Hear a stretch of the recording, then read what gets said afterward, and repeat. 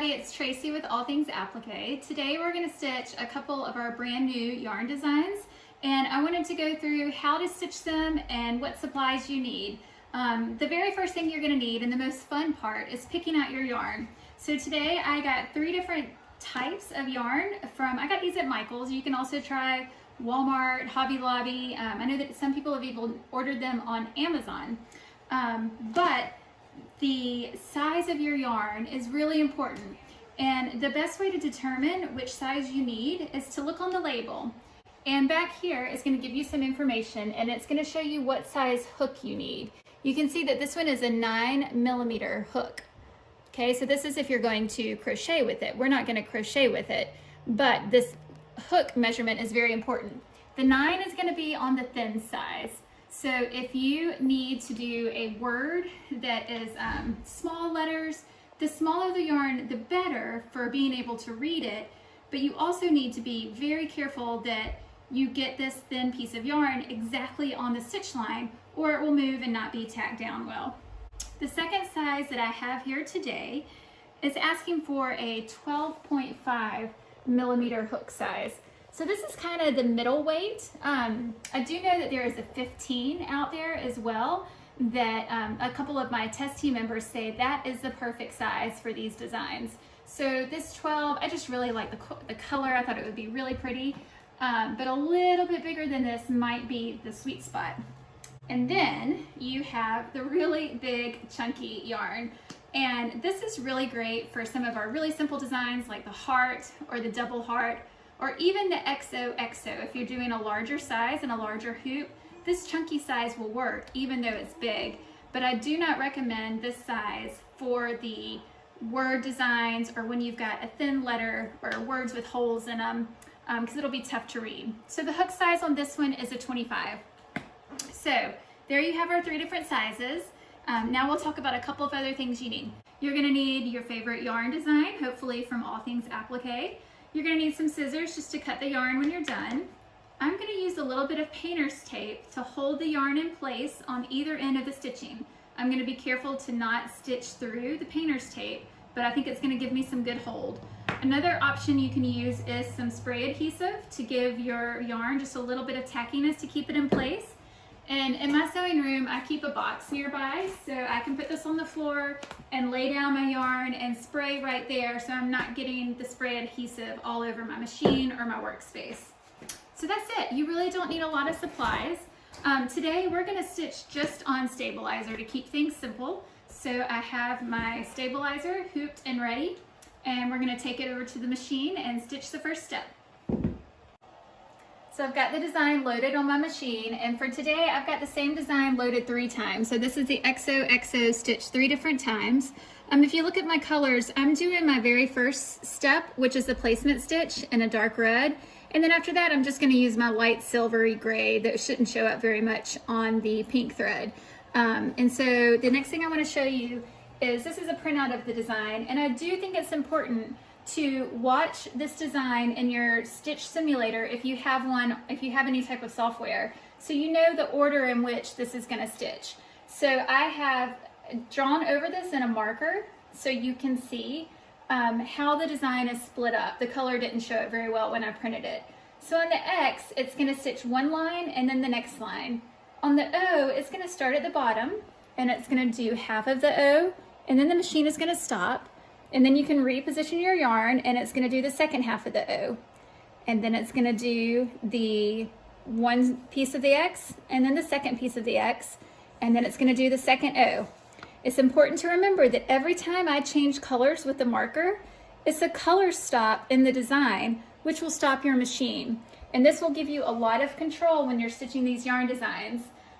My #1 tip for stitching these designs: when the machine is stitching, you keep your fingers away. This yarn, you need to be careful to not get your finger anywhere near the needle. You're going to get the yarn exactly where you want it, and you're going to let it stitch without your fingers helping.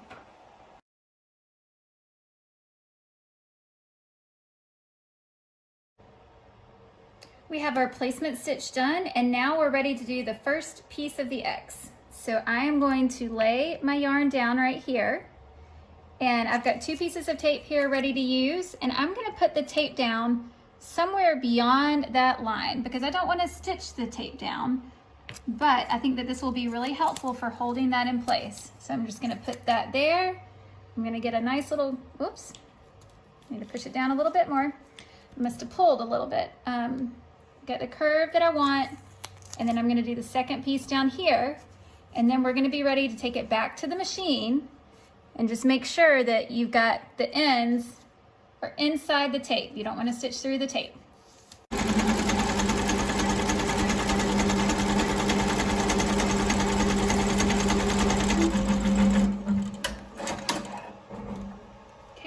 Okay, so I'm going to pull my tape off and put it to the side to use it again.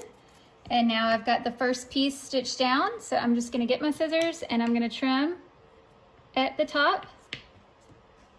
And I'm going to find the bottom and I'm going to trim at the bottom. Now with the chenille type yarn, you may lose a little bit of fuzzies on the ends there. I know some people like to tuck it in a little bit underneath. I know somebody else that kind of used a little bit of that kind of fray check at the end, and someone else who also ever so slightly you tried to burn the edges just a little bit. I also have some people in my test team that have tried to wash these designs and they've washed fine, but you will need to practice and find the method that works best for you. So now we are ready to repeat the next step for the second piece of the X. I'm going to start in the middle there. I'm going to get the curve exactly where I want it, and I am going to tape it down, again making sure that I am outside of the end point, so the tape is not going to get caught in the needle. Okay, that looks good to me. We're ready to go stitch.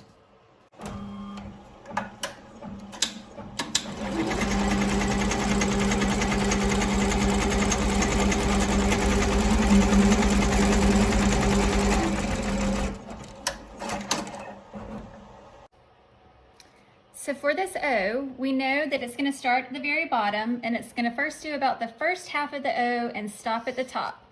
So I am going to start with having a little extra tail sticking off down here at the bottom, and I'm going to use my tape to hold that down. Well, let me get it a little farther out so it's not anywhere near that stitch line. Okay.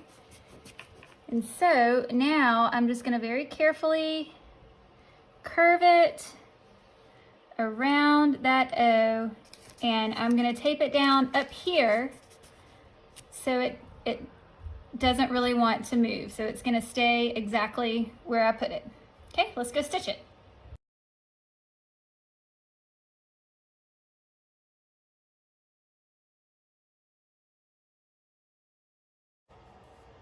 I broke one of my own rules in that last video. Don't know if you saw it, but my finger, I was inclined to put this one back a little bit and I used my fingers. So I'm now getting out my trusty little chopstick that sometimes I'll use when I'm stitching to try to keep fabric down in the right spot. So I'm gonna have that ready in case I need it. So now I'm gonna stitch the second half of the O. And since this piece is already tacked down, I'm just gonna trim at the end. And then we just need, this is tacked down up here. So we're just going to finish that O and come all the way around. And then I'm just going to add some tape to try to keep this tail out of the way. Let's see. Sometimes you just kind of have to manipulate it till you get it where you want it. Okay, so now I'm going to put this back on the machine with my chopstick and be ready to go.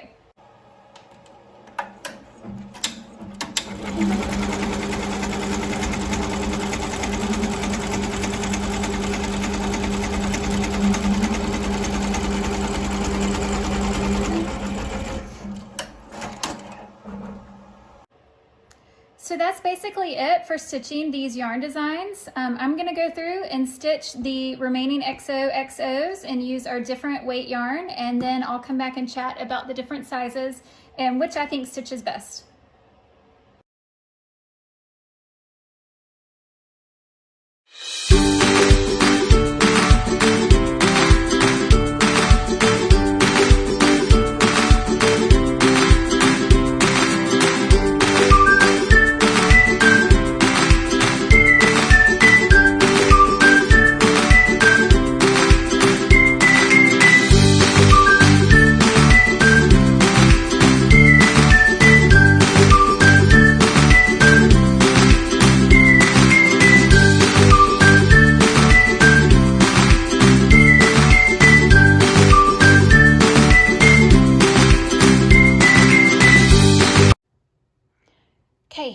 are my XOXOs all stitched in the 3 different weights of yarn. In my opinion, the chunkiest is the easiest for your first project.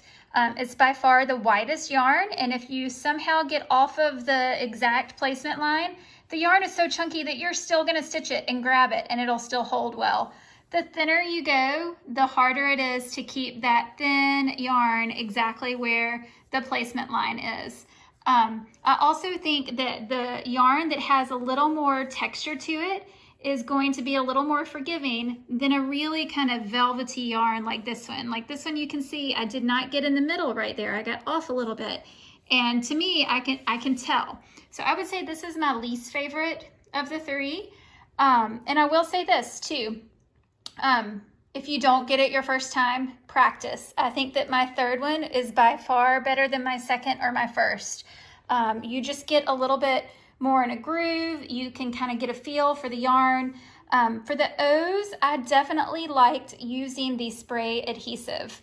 I use that a lot. For the X's, the tape method worked well. And when I was stitching, I used my chopstick a lot. I just liked to kind of hold the yarn in place a little bit as the machine was stitching, just to kind of keep it from vibrating and moving off course. So those are my tips. Please let me know if you have any comments below, and read the description of this video, and I will be sure to share some links as well. Thanks so much for watching.